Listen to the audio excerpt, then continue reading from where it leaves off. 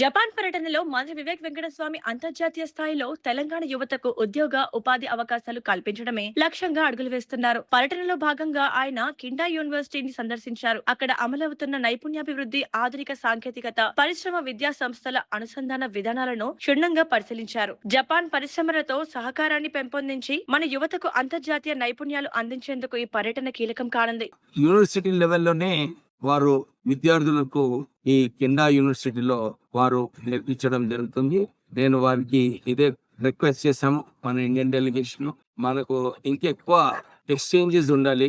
తెలంగాణ ప్రభుత్వానికి ఇంకా ప్రత్యేకంగా అల్టిమేట్లీ ఉద్యోగాలు ఎట్లా ఎక్కువ చేయాలి దృష్టిలో పెట్టుకొని ఈ విజిట్ ప్రారంభమైంది. ఈ రోజు మేము వచ్చే రోజులలో ఎక్కువ మందితో ఇక్కడ ఇంటరాక్ట్ అయ్యి ఎట్లా తెలంగాణని ఎక్కువ పెట్టుబడులు జపాన్ నుంచి రావాలి, ఎట్లా స్కిల్ సెట్స్ ఇంప్రూవ్ చేసుకోవాలి, ఎట్లా యూనివర్సిటీస్ లో మన తెలంగాణ పిల్లలు కూడా వచ్చి ఇక్కడ యూనివర్సిటీలో జాయిన్ కావడానికి అవకాశాలు కల్పించాలని ప్రయత్నం చేస్తాం.